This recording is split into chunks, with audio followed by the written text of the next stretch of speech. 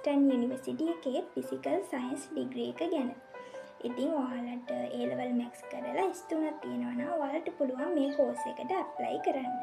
ඔයාලා south eastern university එකට ඇවිල්ලා ෆිසිකල් සයන්ස් ඩිග්‍රී එක ඇතුළතදී ඔයාලට ඉගෙන ගන්න ලැබෙන සබ්ජෙක්ට් මොනවාද? ඔයාලට ස්පෙෂල් වෙන්න පුළුවන් මොන වගේ සබ්ජෙක්ට් වලින්ද වගේ විශේෂ තොරතුරු අපි අද මේ වීඩියෝ එකේදී කතා කරමු.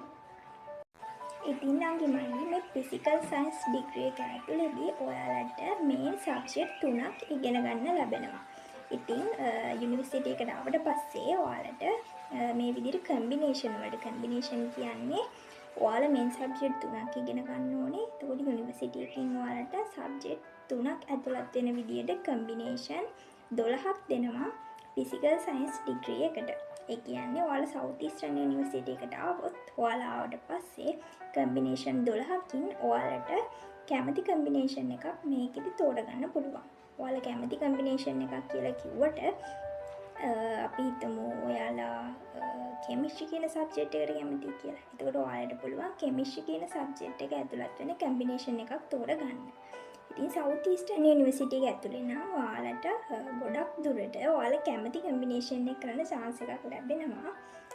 කලාතුරකින් වගේ යම් කම්බිනේෂන් එකකට යුනිවර්සිටි එකකින් බලාපොරොත්තු වෙන ළමයි ප්‍රමාණයට වඩා වැඩි ප්‍රමාණයක් ඇප්ලයි කරලා තිබුණොත් අන්න එතනදී විතරක් ඔයාලගේ ඉසෙඩ් එක බලලා තමයි ඒ කම්බිනේෂන් එකට ඔයාලව තෝරගන්නේ. ෆිසිකල් සයන්ස් ඩිග්‍රී එක කියලා කියන්නේ සාමාන්‍ය අවුරුදු 3ක ජෙනරල් ඩිග්‍රී එකක්. ඉතින් ඔයාලට ඉංග්‍රීසි මීඩියම් වලින් තමයි මේ ෆිසිකල් සයන්ස් ඩිග්‍රී එක ඉගෙන ගන්න වෙන්නේ. ඔයාලා ෆස්ට් ඉයර් එකේ සහ සෙකන්ඩ් ඉයර් එකේදී එක්සෑම් වලින් ඒ කියන්නේ අපි එක ඉයර් එකට එක්සෑම් දෙකක් තියෙනවනේ. එතකොට ඉයර් දෙකේදී එක්සෑම් 4ක් ඔයාලට හම්බ වෙනවා.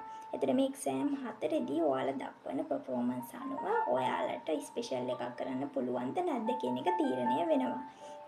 ඒ කියන්නේ මෙතනදී අපි GPA අගය කියන එක තමයි සලකලා බලන්නේ. ඔයාලා දැම්ම GPA අගය කියන එක ගැන හිතන්න ඕනේ නැහැ. ඔයාලට යුනිවර්සිටි එකට ආවට පස්සේ ඒ ගැන අදහසක් ගන්න පුළුවන්. ඔයාලා දැනට මතක තියාගන්න. ඔයාලා ෆස්ට් ඉයර් එකේදී සහ සෙකන්ඩ් ඉයර් එකේදී එක්සෑම් 4ට හොඳ රිසල්ට් ගත්තොත් ඔයාලට කැමති සබ්ජෙක්ට් එකකින් ඔයාලට අවුරුදු 3න් පස්සේ ස්පෙෂල් ඩිග්‍රියක් කරන්න chance එක මෙතනදී ඔයාලට ලැබෙනවා. නංගි මල්ලි මෙතන තියෙනවා ඔයාලට තියෙන සබ්ජෙක්ට් කම්බිනේෂන් 12. ඉතින් ඔයාලා හිතන් ඉන්නව නම් මැක්ස් කියන සබ්ජෙක්ට් එකකින් ස්පෙෂල් කරන්න ඔයාලා දැනගන්න ඕනේ මැක්ස් ඇන්ඩ් හයර් මැක්ස් කියන සබ්ජෙක්ට් දෙකම තියෙන කම්බිනේෂන් එකක් තෝරගන්න. මොකද ඔයාලට මැක්ස් හයර් මැක්ස් කියන සබ්ජෙක්ට් දෙකම කරොත් විතරයි ඔයාලට පුළුවන්කම ලැබෙන්නේ මැක්ස් ස්පෙෂල් එකක් කරන්න. ඒ වගේම ඔයාලා මැක්ස් කියන සබ්ජෙක්ට් එක නැති කම්බිනේෂන් එකක් කරොත් ඒ කියන්නේ අන්තිම කම්බිනේෂන් දෙකෙන් එකක් කරොත් ඔයාලට ඔයාලගේ ජෙනරල් ඩිග්‍රී එක ලැබෙන්නේ ෆිසිකල් සයන්ස් කියලා නෙවෙයි ඇප්ලයිඩ් සයන්ස් කියලා.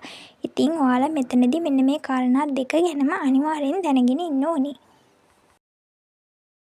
ගිමලි ඔයාලා ස්පෙෂල් ඩිග්‍රී එකක් කරොත් ඔයාලා කෙමිස්ට්‍රි වලින් ස්පෙෂල් ඩිග්‍රී එක කරොත් ඔයාලට BSc හොන්සින් කෙමිස්ට්‍රි කියලා තමයි ඔයාලගේ ඩිග්‍රී එක ලැබෙන්නේ.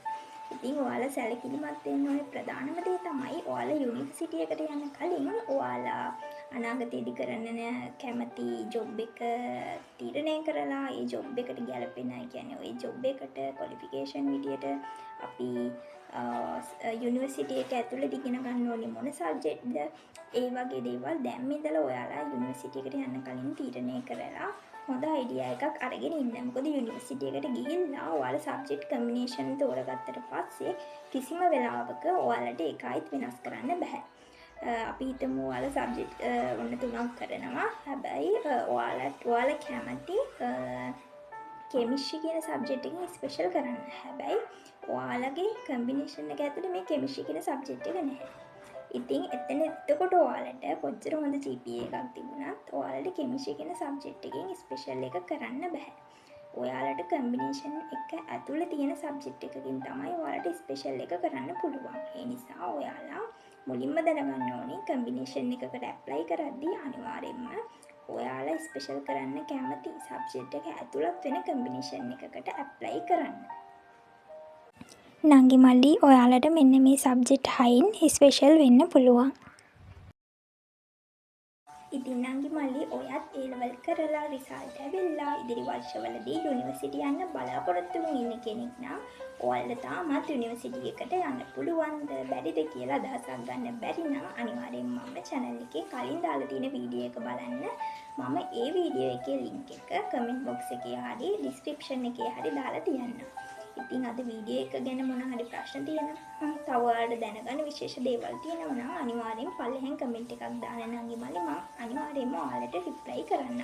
ඒ වගේම වීඩියෝ එක හොඳයි නම් වීඩියෝ එක හොඳයි කියලා කමෙන්ට් එකක් දාන්න. ඒ වගේම ලයික් කරන්න.